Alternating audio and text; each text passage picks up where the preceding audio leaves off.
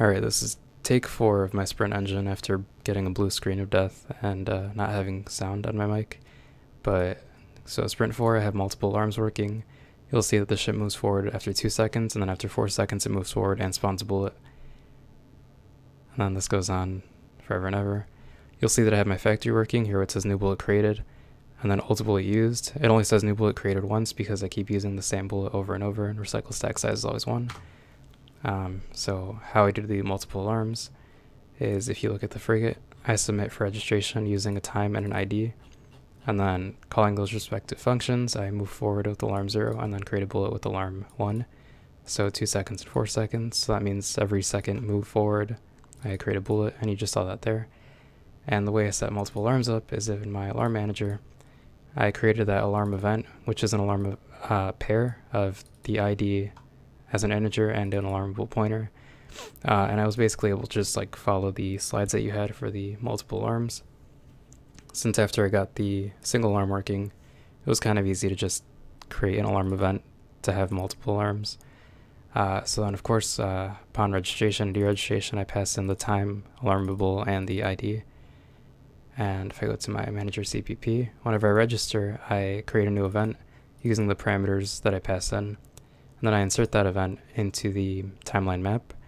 And when I insert the time, I insert it as the time plus the current engine time in seconds, because I want to check against the current time of the engine in my process elements. So when I deregister, I pass in the alarm with the iterator, the alarm's iterator according to the ID, and then for process elements, I compare the engine's current time to the time of the engine plus the time of the alarm. And if the time of the alarm plus the engine is less than the time of the engine, that means it has passed or is currently happening. So I do the basic iterator saving, but then I call trigger alarm on that alarmable with the ID being passed in. So the ID is the first parameter of the alarm event. And then that calls trigger alarm. If I go to alarmable, you'll see that trigger alarm takes in the ID and uses a switch statement to decide which alarm function to call. And alarmable now has a registration data struct, which is again what you showed in the PowerPoint. So it has all its private data members with the iterator, current state, commands, ID, and time. And then it's not dynamically created, but I have to set the alarm number here as well as here, and then create the appropriate functions, of course. So if I had a 4th alarm, I'd have to change that to 4 and then create an alarm 4 function. But yeah, I got multiple alarms working this week. They're all good. So for this week, I don't have the input manager, but I do have the gameobject lifecycle, as I kind of demonstrated before. So gameobject has commands for entry and exit. It has a registration state, connecting and disconnecting to the scene. So that's displayed in my bullet here. So my bullet scene entry submits for registration and draw registration, and also alarm so that it kills itself after 1 second. And then that alarm for killing itself after 1 second just calls submit exit, which then goes through the command broker in the scene and then eventually calls scene exit.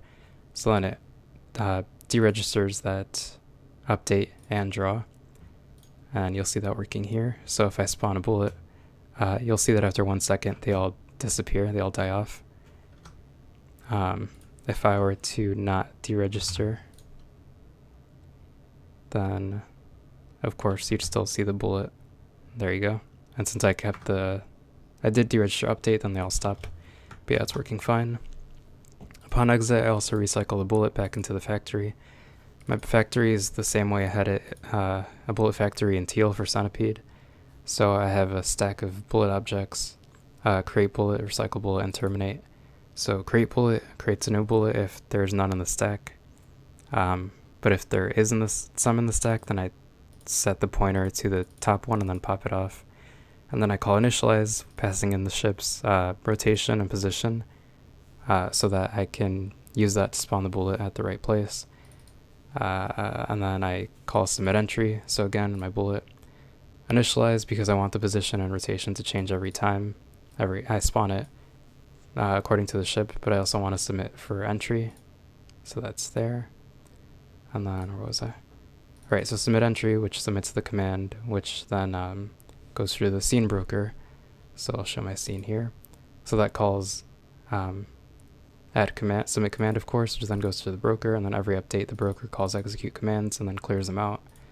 So to prove that my recycling is working, I kind of showed it a bit before, but you'll see that if I create a couple bullets, it says new bullet created, but now that my alarm is going to create a new bullet every 4 seconds, you'll see that it says old bullet used, recycle stack 5, old bullet used again, and not until I create more than 5 will it say new bullet created.